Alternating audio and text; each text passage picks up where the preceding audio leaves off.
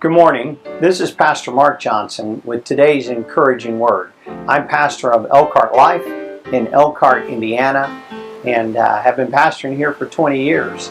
I'm looking forward to sharing a few moments with you about your nature, our nature, how we're created. I do believe that we're created. The Constitution says we have rights from our Creator. And I believe that to be true. But we also have a design by our Creator. Nothing's created that isn't designed. Some things are well designed and some things are poorly designed. If you're ever interested in design and you look that up on the internet, you'll find doorways that open up into thin air without steps, or misplaced windows, or I've been in buildings where the window and the wall joined in the middle of a window, and it's poor quality, poor building. Sometimes it's an add-on, sometimes it's a mistake in design, and there's all kinds of design mistakes. If you're a designer, you really try to get away from making design mistakes. But everybody, every person is designed, and I believe every life is designed with a purpose by God. We've recently come through a very turbulent, difficult, troubled time with a police officer kneeling on a neck for no apparent reason for 9 minutes, and a man dying, and that officer having been accused of abuse on a number of occasions and never being taken care of. That's certainly not the design. And it's not the design of the police force. It's not the design, it should not be the design at least, of how we treat a person of color. The idea that we could attack and abuse people of color, or people from different socioeconomic statuses, or you pick it, people with buck teeth, people who have a less IQ, whatever category, and we tend to categorize people as humans because that's the way our brain works. Our brain likes to try to grasp and understand, and oftentimes we paint broad characteristics and place people in boxes where they don't belong. You could place somebody who's has an inability. An example would be someone who's dyslexic, and you could say, well, they're retarded, they can't read, or use some other derogatory term towards that individual. And we've found out now that that's not true. Dyslexia is a fairly common problem, and it causes people great difficulty in reading. Not great difficulty in intelligence, but great difficulty in reading. At one point, when I was young, a dyslexic would be considered someone who would never get an education or never get very far in education. And now a lot of teaching, a lot of education has gone into how to develop someone who has dyslexia and how to help them overcome that lack of ability to read words in a line. So I believe everybody has value. And every weakness has an opposite and opposing strength. Even someone who has Down syndrome has greater capacities in other areas than many people you would consider normal, if I could use that word without the connotation of them not being normal, because there's a wide variety now in what is normal today, what people view as normal. And their capacities, and the capacity of a deaf man to be able to see and understand, read lips, or the capacity of a blind man to find his way. We all know Matt Yater, who got in a plane and flew to Israel by himself, having never gone out of the country, certainly, never been to Israel, got off the plane and found his way to an apartment and found his way to a way to live and a lifestyle, and finds his way around in his community, and if he has time and opportunity, can find his way to a church service and find a way to worship God, and then afterwards find a way to a restaurant, find a way back to the train, back to his housing, back to a bus to get him to his housing, and then back into his apartment, all being blind, which is an astounding feat that no sighted person could ever imagine that they would be able to accomplish. And yet, Matt seems to be able to accomplish some of those things almost deftly, occasionally comically. He did call one night. He was in a hotel in a city in, I think it was Florida, and he called his mom. He got turned around in the lobby coming back to his room and couldn't find his room. And in the middle of the night, he had to FaceTime with her in order to get to his room. Now, certainly he could have gone down to the lobby and asked for assistance, but he came up with his own plan, his own way, and his mom helped guide him back to his room. And he thinks it's funny today, and I think it's kind of funny today that's the avenue, that's the resource that he reached out to solve his problem. But he is an amazing problem solver. He's not less than I am. He's not less able than I am. In fact, in some categories, is much more able than I am. And so we find ourselves in the center of this complex issue called racism today. And certainly we believe that racism exists. I've seen it. I'm from the South and have seen racism up close and personal. I was moved from my school systems into school systems that were mostly black and mostly impoverished. And they were shipped from their neighborhood to my school system, which was mostly suburbia and not very mixed, slightly mixed, but not very mixed. And I endured teachers that were not as able as the teachers I had in my original school system. And they had the opportunity to learn at a much higher level, I believe, than they were able to learn previously. The quality of education delivered was a higher quality of education. I was in a family that was involved in race riots, and my brothers were on the side of the whites, trying to prevent the blacks from rising.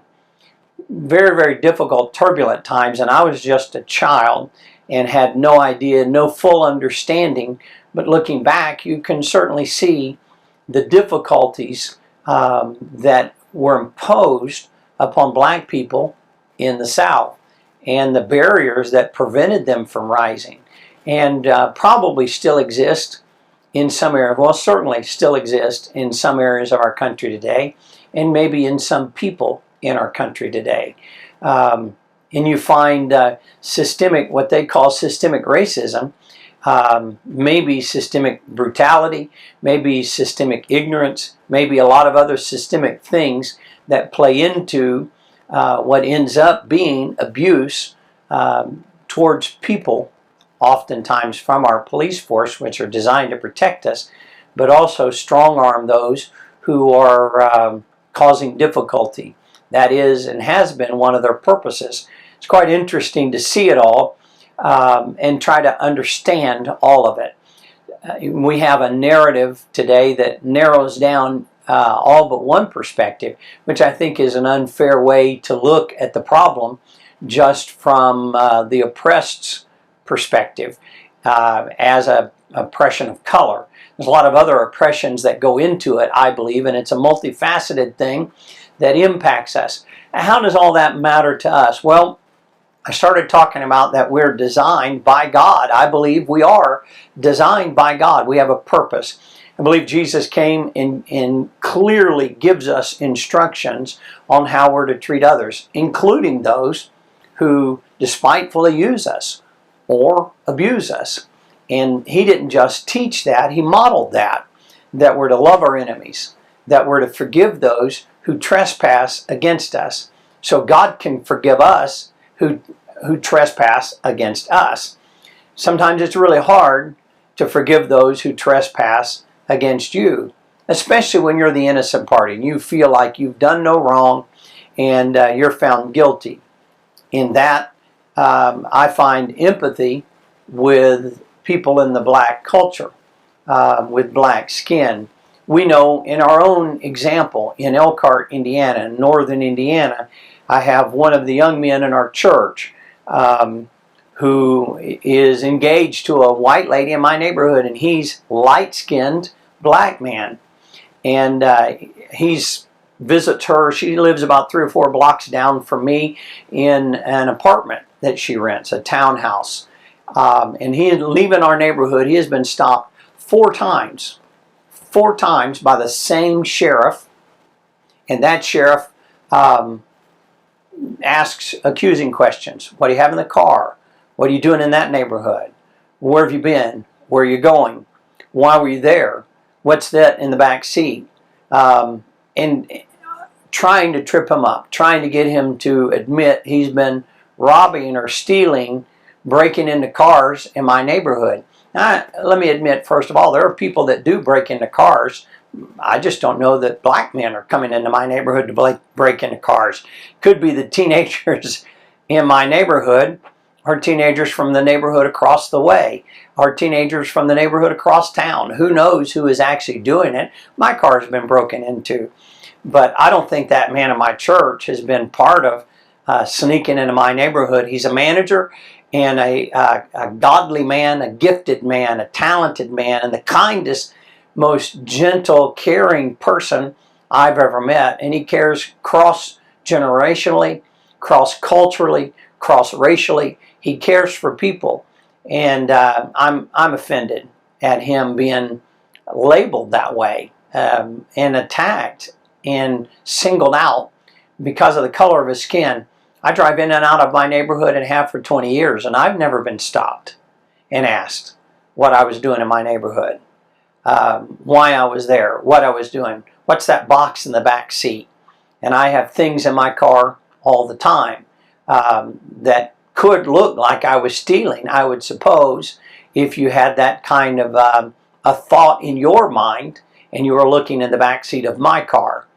So, does racism exist? I would say absolutely. Does racial profiling exist? I would say absolutely. Is it a plague of society? Maybe, probably. At least if you're black and you're stopped 4 times for driving out of my neighborhood, you certainly would feel like that. We also had an executive a few years ago drive through a neighborhood across from the campground in a golf cart. And the police were called. They pulled him over. It had to be a funny scene. He and his wife pulled over in a neighborhood for being black.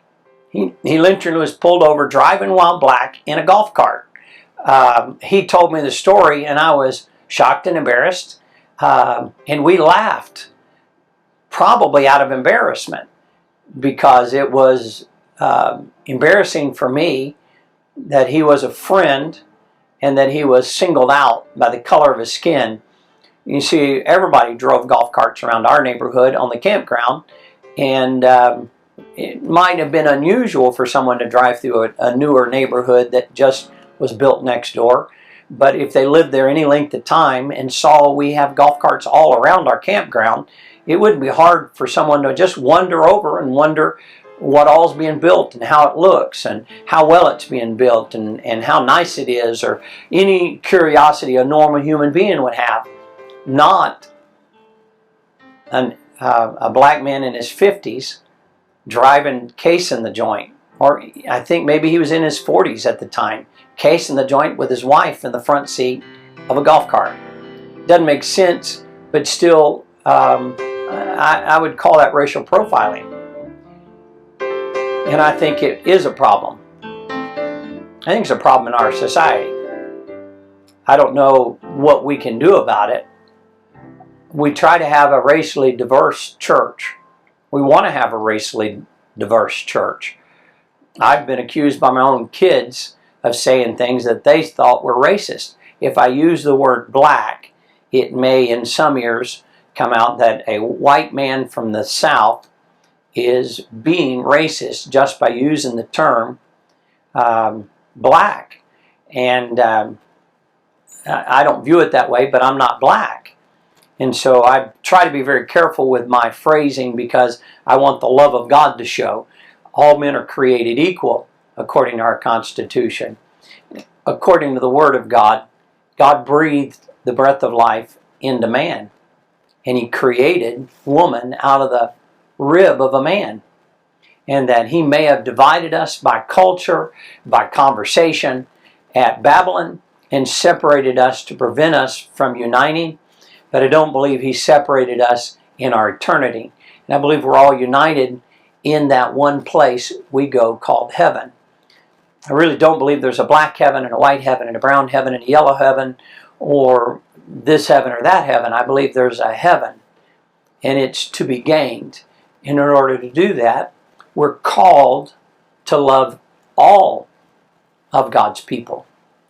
And I don't think we can be Christian without doing that. I don't think we can be a follower of Christ who is a Jew living in a Jewish culture, breaking down those stereotypes to reach the world. If I be lifted up, I will draw all men unto me. It's what the Word of God says. And so certainly I don't believe the riots are the way to achieve the goal. I don't believe hatred of the police is an avenue to achieve the goal. Jesus said, by this will all men know that you're my disciples, in the love that you have one to another. Today's encouraging word, I pray that you find the strength to love somebody in your world that's not like you.